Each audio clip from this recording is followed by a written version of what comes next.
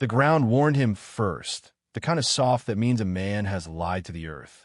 Asher Vale reined up at the abandoned mission of San Isidro, hat low beneath a bruise-colored sky. The bell tower had no bell, only a hole where the wind prayed for itself. Behind the chapel, a mound swelled under a crooked cross cut from fence wood. Someone had carved a warning with a nail. Do not open. Some mercy must stay buried. Father Ignacio, he read it twice. He'd ridden 2 days on a rumor, a missing priest, a girl gone without prints, a town that looked down when asked questions. He swung down. The soil took his weight too easily. Fresh. Too fresh for weeks-old sorrow. His hands remembered spades. He pressed the blade in and turned a scoop. The earth sighed. He dug again. Metal rang. He clawed with his fingers until he found a lid. Hammered tin punched with small round holes, 8 to a side. Air holes, packed with dirt. A loop of baling wire held a crude latch shut. He worked it with his knife. It snapped free. Something inside whimpered. He lifted the lid. A girl stared up. 13, maybe, skin paper pale under grit, black hair matted at the corners, eyes too old for her bones. She did not flinch at light. She whispered, voice dry as salt. You should have left me. He slid off his coat and tucked it around her. Name, doe. Rosa, she said. Rosa Pena. He tipped his canteen. 3 sips. Her hands trembled. When she shifted, the sun threw his shadow long, through the cross's shadow like a crooked spear, through the tin's shadow square and hard. The girl had none. His breath snagged. He set the canteen down careful, like a loaded truth. How long? Since the bells that ain't there would have rung, she said. I counted prayers on my tongue. Father Ignacio put you here? He tried to put what's inside me here, she whispered. Said some doors God keeps locked, 'cause men ain't built for what's behind. A breeze moved through the arch, carrying cold ash. Asher knew death's rules. This leaned on them. Stand if you can. Her legs folded. He lifted her free. Why the warning? So men like you would keep riding. Men like what? Heroes, she said, and the word hurt her teeth. He almost smiled. Ain't been accused of that lately. Hoofbeats pried the silence. Far yet, but certain as debt. His horse lifted an ear. Rosa hooked his sleeve with cold fingers. They come when seals are broken, she breathed. Every time. Boo. Men with crosses that don't bless. They took Father Ignacio when he had no fight left. They'll take me if you let him. He led her to the fallen wall and set her in shade. The sky turned the color of old bruises. He checked his Colt by habit, then the knife that freed the latch. A man does what he's good at until it ruins him. He'd been good at this too long. What's inside you, Rosa? Hunger that ain't mine. It wakes when I feel too much. Too much what? Anything. Hoofbeats rolled closer, precise. Asher nudged loose dirt back over the tin, closing a door too late. 6 riders crested the ridge, dark coats, faces clean as polished stone, silver emblems at their throats, an X over a bar. Their horses carried scripture pouches and rifle scabbards pricked with tiny stars. The leader rode a scar-marked white and wore a scholar's face with a hangman's eyes. Asher Vale, he called in a courthouse voice. Step away from the vessel. Out here, sins traveled faster than mail. Asher didn't ask how he knew his name. You're late to your own burial, he said. I am Brother Caldus of the Quiet Order, the man replied. You have opened what must be contained. Return the girl. Asher's thumb rested on his hammer, light as a moth. This ain't a return desk. She is not a she, Caldus said. She's a jar carrying a storm. The cork is gone. Rosa's voice rose from the shade. Don't let them put me back in the dark. I ain't much for burying the living, Asher said. Caldus's gaze ticked to the grave, the twisted wire, the coat over sharp angles. You will be before dusk. He lifted a gloved hand. The riders fanned into a crescent, clean as an archgun's lowered like blessings turned upside down. A figure filled the mission doorway, a woman in plain traveling clothes, black hair braided neat, eyes like a dusk river that remembers floods. A doctor's bag in hand. Memory woke with a sting before her name reached him. Mara Delaney. He hadn't seen her in 3 years, not since a judge declared her safe without him, and he declared himself finished with salvation. Their eyes met. For a heartbeat, the years burned off like morning fog. "You always pick roofs already on fire," she said. "Habit," he said. Her gaze slid to Rosa, then to Caldis. Recognition tightened her jaw. "Brother," she called, voice even. "Your order casts long shadows for men sworn to love the light." "Doctor," Caldis answered with a small bow that bent no pride. "Step aside." "I stepped aside once," Mara said. "People died polite." Asher breathed metal and dust and the faint sweetness of rain that might never arrive. A line asked to be held. He set his boots to it. No one takes the girl. The last light dropped into the pockets of the western hills. A vulture perched on the dead bell tower like a black note on a broken staff. Wind tugged at coats. Distance tasted like iron and rain. Somewhere a coyote tested the dark with one small cry. Rosa shivered, and the dust shivered with her. Brother Caldis lowered his hand. The world leaned forward. The first gun fired before the sunset finished dying. The bullet sang through the wind and hit the stone cross above Asher's head, sending a rain of dust over his hat brim. He didn't flinch. He just looked at Brother Caldis, calm as a grave that already knows its occupant. "Your warning shot's wasted," Asher said. "Next one, aim for my heart if you mean it." Caldis dismounted with the slow grace of a man who feared nothing he could name. The order's riders followed suit, forming a crescent in front of the mission. Each wore a black collar over desert coats, and each carried a weapon that gleamed like church silver. Their guns were engraved with Latin prayers, the kind meant to bless or damn, depending on who pulled the trigger. "You do not know what you've done," Caldis said, voice smooth, like confession whispered too late. "I opened a box," Asher answered. "Found a girl instead of corpse. Figure that counts as mercy. Mercy is a luxury, Mr. Vale, one your kind can't afford." From the shadows, Rosa's soft voice broke. "Don't listen to them." Caldis's gaze snapped to her. "The vessel speaks when not spoken to. You feel it, don't you, gunslinger? The chill under her skin? The hunger that doesn't belong." Asher rested his palm on the Colt's grip. "I feel a scared child. That's all." Mara moved beside him, one hand on her medical bag, her face pale in the fading light. "Asher," she murmured, "he's not lying about the hunger. Look at her eyes." He did. Rosa's pupils had grown wide and dark, eating what little light was left. Her lips trembled. The dirt around her bare feet pulsed, just once like a living thing exhaling. Mara drew in a sharp breath. "Lord above, she's fighting it," Asher said, steady as stone.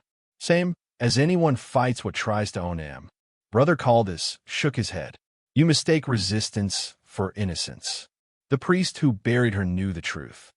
The thing inside that child has no name that belongs to man.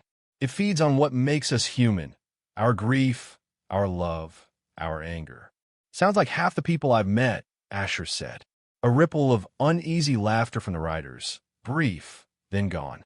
Caldis's jaw clenched. "Father Ignacio thought as you do," he said. "He believed he could heal the vessel. He prayed over her, fed her, spoke of redemption." Caldis stepped closer, and then she drained his life while he slept, left him pale as parchment, with every drop of warmth gone. "We found his body 3 days ago." Mara's face drained of color. "That's not possible." Rosa's small voice trembled. "I didn't mean to. I was dreaming. When I woke, he was cold." Asher turned toward her. "What did you dream about, Rosa?" "The fire," she whispered, "and my mother calling me from inside it." Caldis's boots crunched forward. "You see, the door between our world and another stays open through her dreams. Every soul she touches weakens that line." "She ain't touched me yet," Asher said. "Then leave her. Walk away while you can." "No," Mara said sharply. "If what you say's true, killing her won't close anything. It'll just set it loose." Caldis smiled thin and cruel. "You understand more than I expected. Perhaps the doctor will assist in the rite of destruction." Mara lifted her chin. "I've buried enough innocence to know when faith's being used as a noose." The order's rifles rose in unison. Asher's gun cleared leather before the first hammer fell. The shot tore through the hand of the nearest rider, spinning his revolver into the dust. A second rider fired back, missing Mara by inches, the round punching daylight through the chapel's wall. The mission erupted, chaos wrapped in scripture. Bullets rang like psalms turned wicked. Dust and blood mixed with the echo of thunder, too dry for rain. Asher moved with grim patience, firing only when breath demanded it. One man dropped, clutching his shoulder. Another screamed as his horse reared and bolted through the graveyard. Caldus barked orders in Latin, his voice rising like a sermon. Rosa crouched by the grave, her eyes wild, her hands clamped to her head. The air around her shimmered faintly, heat bending where no fire burned. Mara crawled to her side. "Rosa, listen to me. Breathe. Don't let it in. It's already here," the girl whispered. Her voice wasn't her own. Lower, older, crawling with echoes. "You can't stop hunger." Asher turned in time to see the ground tremble beneath her knees. The dust stirred and rose like smoke, coiling around her wrists and throat. He holstered his gun and rushed forward, ripping her free from the dirt's grasp. Her skin burned like frostbite under his fingers. Caldus saw it and shouted, "Too late. She's waking it." "Then you'd better start praying faster," Asher growled. The last rider aimed square at Rosa's heart. Mara tackled him from behind before he could fire, the shot ripping through her sleeve. She landed hard, grabbed his fallen cross dagger, and drove it into the earth between them. A shriek tore the air, not human, not wind. The riders froze. Even Caldus looked shaken. "What have you done, woman?" "Anchored it," Mara said through clenched teeth. Old trick the nuns used when they feared demons in the mines. Steel in sacred ground. Caldus's fury boiled over. "You meddle with forces beyond your salvation." Asher stood between them, revolver steady. Salvation's never been much of a concern. The dust fell silent. Rosa collapsed in his arms, breathing shallow, human again, for now. He met Mara's gaze. "You're bleeding. So are you. Guess we're both alive, then." Caldus gathered his surviving men. "This isn't over. The vessel must be delivered before moonrise, or none of us will see dawn." "You come near her again," Asher said quietly, "and you'll see dawn from the wrong side of the ground." Caldus mounted, blood streaking his sleeve, and stared down at them. "She'll kill you, Mr. Vale. All demons do, even the ones you think you're saving." He spurred his horse and rode off into the twilight, his riders following like a trail of dark prayers swallowed by dust. Silence lingered, broken only by Rosa's weak sobs and the whisper of wind through empty pews. Mara touched the girl's forehead. "She's burning cold." "Yeah," Asher said softly, like someone fighting to stay human. The desert night was coming fast, and with it, whatever waited inside her hunger. By the time the moon rose, the world had turned silver and strange. The desert slept under its cold light, and the ruins of San Isidro crouched like an old beast remembering pain. Inside the chapel, the air smelled of wax and dust. Rosa lay on a bedroll near the altar, her face pale as river clay. The cross dagger Mara had driven into the ground still stood upright beside her, humming faintly like a wire in the wind. Asher sat near the doorway, back against the wall, rolling a cigarette between scarred fingers. He hadn't lit it. He just needed something to do that didn't involve thinking about demons or dying children. Mara knelt beside the girl, pressing a damp cloth to her forehead. "Her pulse is fading," she said quietly, "like something's tugging it from the other side. Can you fix it?" "Not with medicine." Asher looked at her, really looked, and saw the same woman he'd once trusted to save him when he didn't deserve saving. "You still keep your Bible close?" he asked. She shook her head. "Stopped carrying it after it stopped answering." He gave a dry half-smile. "Guess that makes two of us." Outside, the wind turned sharp, carrying whispers that weren't wind. Every gust seemed to shape a word. Vale. Vale. He rose and stepped outside, scanning the ridgeline. The desert stretched endless under the pale moon, broken only by the dark ribs of Joshua trees and the silver skin of sand. But something moved between the rocks, figures slow and deliberate. He cocked the hammer of his Colt, the click echoing softly in the night. "They're back," Mara called from inside. "Maybe never left." A whisper brushed past his ear. "You can't keep her." He turned, gun ready, but no one was there. Just the whisper again, faint as breath on glass. "She belongs to us." He backed toward the door. "Lock it," he said. "Now." But when he looked at Rosa, she was already standing. Her eyes were open, wide, glowing faintly gold at the edges. The dagger beside her trembled in the earth. Mara froze. "Rosa?" The girl's lips moved slowly. "He's coming." "Who?" Asher asked. "Father Ignacio." Mara's face went white. "That's impossible." "No," Asher said grimly. "Not tonight it ain't." The chapel door rattled as a wind pushed through, colder than death and smelling of burnt oil. The candle flames bent away from the altar, shrinking into blue tips. Then came the sound, boots dragging across stone.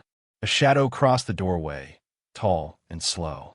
The figure stepped into the light, and for a heartbeat Asher thought it was the priest.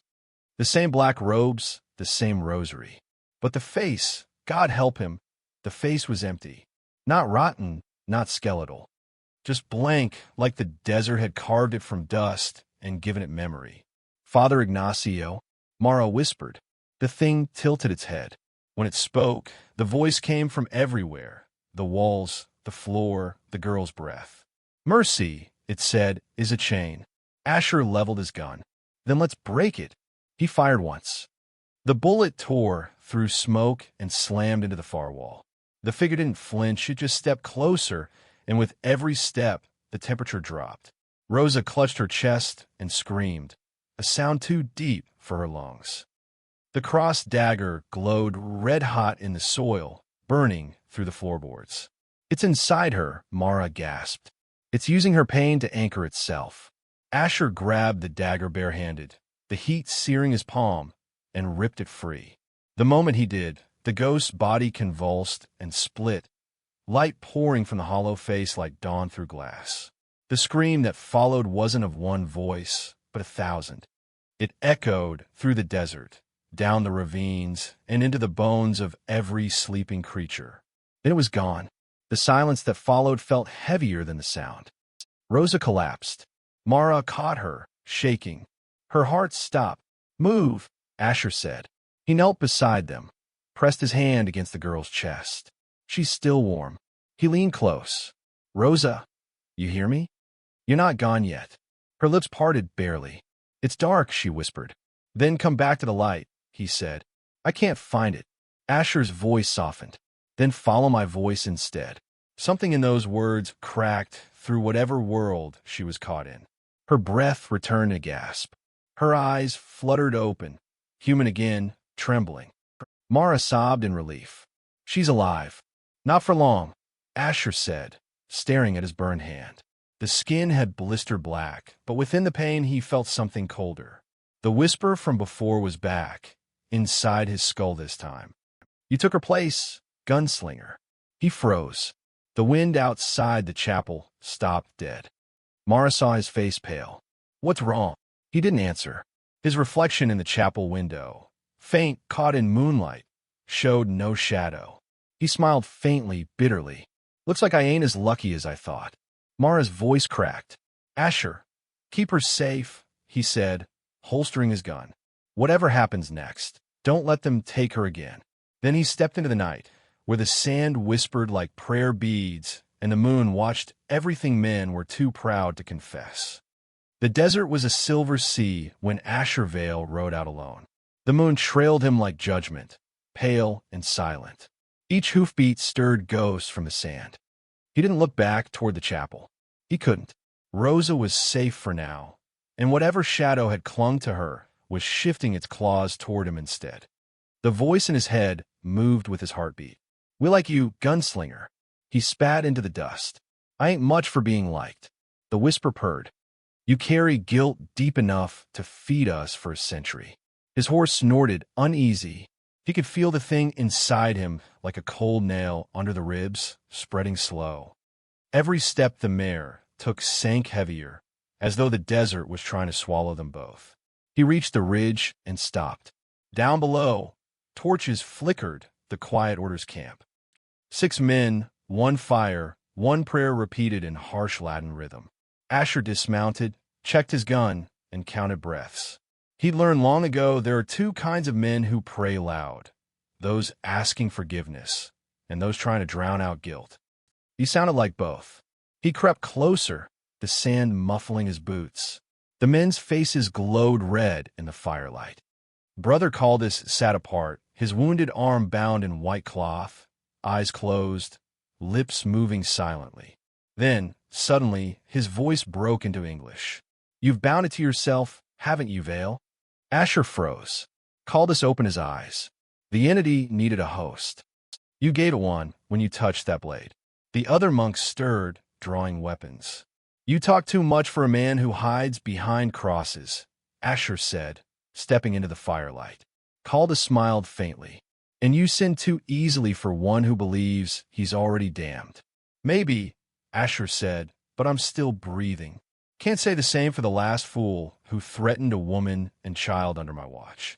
The air around him shivered. The firelight bent toward his shadow, but his shadow didn't move. It stretched behind him, rippling like a living thing. Caldus rose, studying it. "You feel it, don't you? The hunger. Soon it'll take more than your will to keep it chained." "Maybe I'll just shoot it first." "Bullets can't kill what lives between heartbeats," Caldus said. "But you can make a choice. Bring the girl to me. We'll finish the rite, sever the bond, spare you both." Asher laughed low. "You expect me to trust you after you try to gun us down?"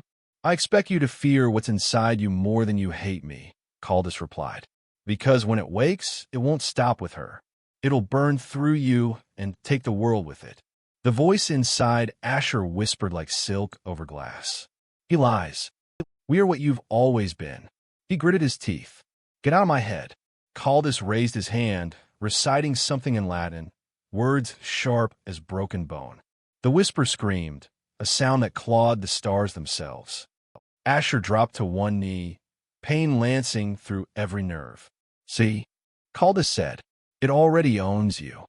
But when the chanting stopped, Asher stood again. "Then maybe I'll own it right back." Before Caldus could answer, the shadow surged outward, black as ink, coiling up from the sand. The camp exploded in panic. Horses screamed. Torches burst in a blue fire. One monk fired wildly. The bullet vanished midair, swallowed by the dark. Caldus shouted, "Contain it!" But the shadow had already wrapped around him. His scream cut short, the firelight dying in his eyes as his flesh turned to dust. Asher staggered backward, clutching his chest. "Stop!" he roared, but the thing inside him laughed. "You wanted mercy. We offer power." He fired his gun into the sand, one shot after another, until the echo swallowed the laughter. Then the silence returned, not peace, but exhaustion. 5 men lay dead. The fire was gone. The desert was darker than before. The voice purred again, soft now. "You could save her, you know. You could save them all. Just stop fighting us." He whispered back, "Not interested in salvation from devils. Then die noble.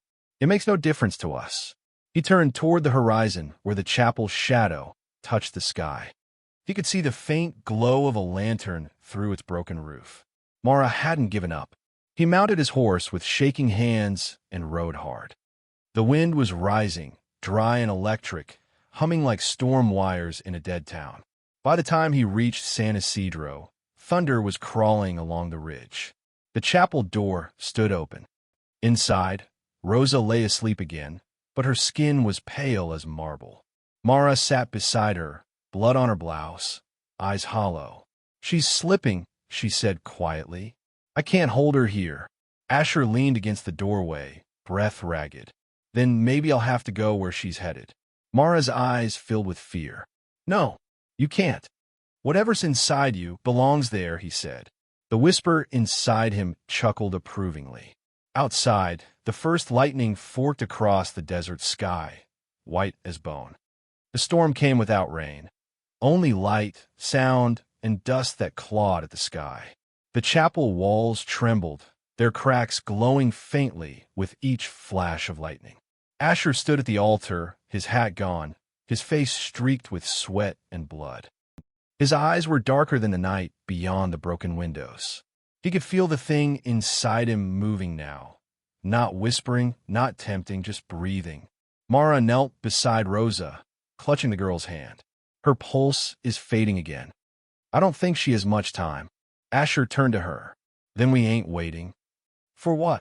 He looked toward the old crucifix that hung crooked on the back wall, half buried in shadow. For me to stop pretending I'm still whole.